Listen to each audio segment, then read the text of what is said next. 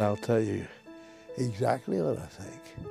I increasingly believe that the essence of leadership, the essence of good Senate service, is the ability to be an eloquent listener, to hear and understand what your colleagues have to say, what your party has to say, what the country has to say. And the ability follows then to try to translate it into useful policy.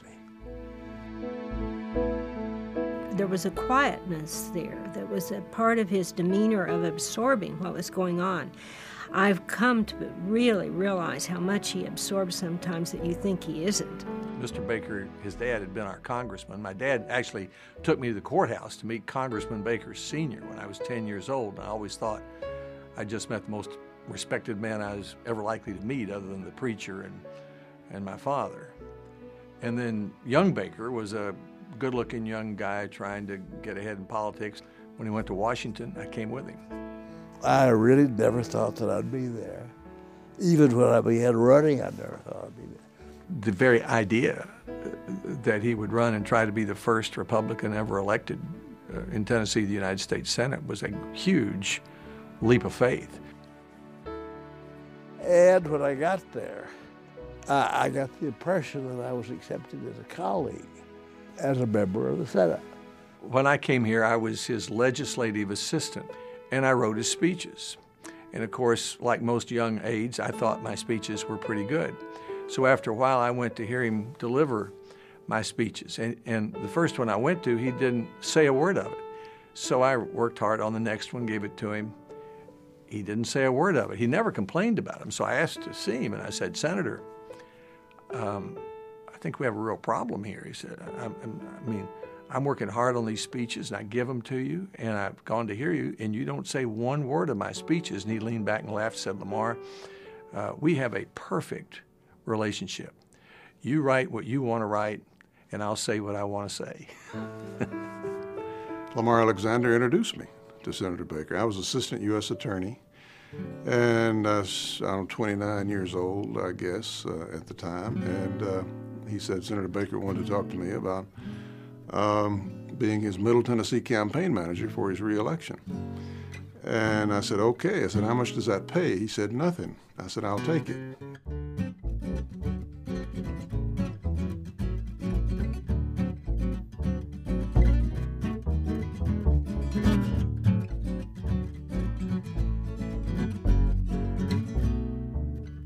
We got acquainted during that period of time. So when Watergate happened, right after the campaign was over with, he asked me if I'd be interested in coming up. They were going to form a Watergate committee.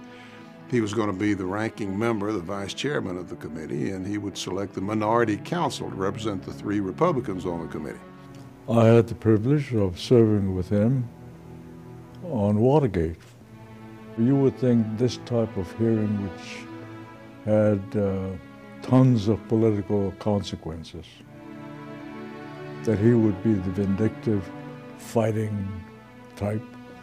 No, he was reasonable and rational about it. Well, I had no intention of being in that position. I had been a friend and political supporter of Richard Nixon's. And it hadn't been long until we realized that we had a real mess on our hands. That in fact, there's a lot of smoke, but also a lot of fire there. Senator Baker had the most difficult job of all because he had to balance all the interests involved. You don't have to worry about the Democrats when they're investigating Nixon having a bipartisan investigation. The question is, what are the Republicans going to do? The pressure on Senator Baker during those Watergate days was unbelievable. It was not only pressure from the White House, but from Tennessee, from Republicans, from the press, who's watching everything. Is Howard Baker going to participate in a cover-up? Is he going to be soft on the White House? I'm sure inside the Senate itself, inside his own caucus, there was a lot of concern. He handled it with the equanimity that he's known for, and the patience and analysis and coolness. He developed a personal relationship with Sam Ervin. They were both country lawyers, and they were able to navigate those waters together. That was probably the last committee that really had a bipartisan investigation, and that was because of Senator Baker and his leadership. The lodestar was a simple one, as it usually is when you get right down to it. And I said to Fred, you know, this testimony is wandering all over the lot. But what we need to know, really, is the president's involvement. I think I'll ask some witness to elaborate on what he feels the president knew about this in advance. What did the president know, and when did he know it? And it was kind of like ringing a bell on a cold winter morning. There was clarity there, and it was a common sense question, because that's what everybody wanted to know.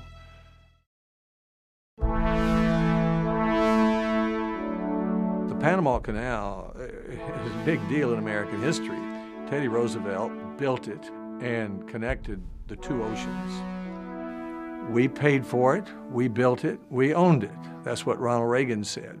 What Senator Baker and Senator Byrd were saying, and President Carter proposed, was, let's give it back to Panama, and we'll keep the right to use it. He decided that it had to be done in the interest of orderliness in that part of the world and fair play. And that was a tough vote. People of Tennessee said, no way.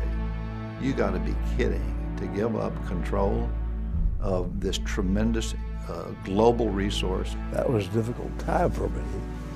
It was difficult politically. It was a difficult intellectual decision. And it had difficult consequences. But as I went into it, it was clear that it couldn't stay the way it was. Panama was a sovereign nation, and they still owned the property. And it was also important to understand that the canal was fundamentally important to us as well. You know, you had every veterans organization not mildly opposed. They were in the streets. You had pressure groups unlike you see very often, politically united in opposition to this treaty. It takes 67 votes to confirm a treaty. So here you are, unpopular president, Republicans wanting to get in office, Howard Baker running for re-election, Ronald Reagan going about the country. What you're really doing is taking a risk of throwing away your political future by going against your party on such a big issue. And he not only went against it, he corralled enough other Republicans to get to 67 votes. Well, I remember Senator Byrd one night as we were discussing great moments of political courage. It had nothing to do with the Panama Canal, but almost out of the blue, Senator Byrd said, "You want to know courage? Courage is Howard Baker. Courage is the Panama Canal and Howard Baker. Courage is doing what he did against incredible odds and pressure. That's courage."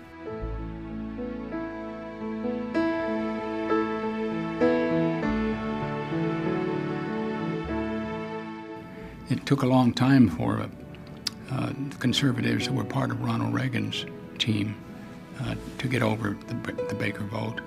But interesting, he got over to the extent that when he needed somebody to take over the White House when things were troublesome, he picked Howard Baker. Reagan was in big trouble over the Iran-Contra problems.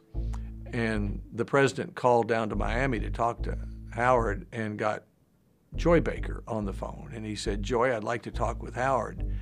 And she said, "He's at the zoo with the grandchildren." And President Reagan said, "Wait till he hears about the zoo I've got for him."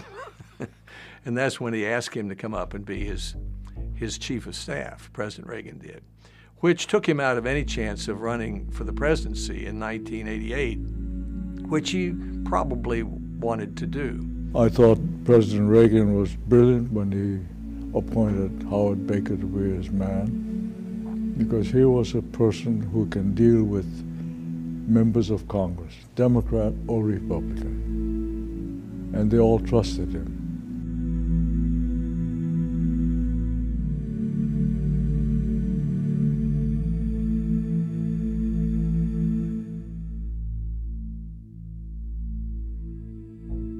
Howard Baker has the right stuff, and it's called courage, it's called empathy, it's called organization, and it's called leadership. I guess your basic instincts tell you if it's right or wrong, then your political position will dictate how you handle it. But it's terribly important to take account of both things. You can't just do the right thing, quote, quote, all the time. You got to take account of what the position of the country is, the people that you're representing, and the industry. Otherwise, there's no point in having representative government. He always told me about the importance, when I was considering running for the United States Senate, of being a citizen legislator. And I didn't know exactly what that meant, but now I have a pretty good feeling for what it meant.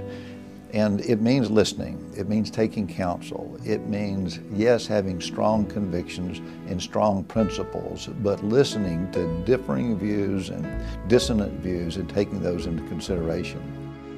So the real essence of Senate leadership is the ability to be an eloquent listener.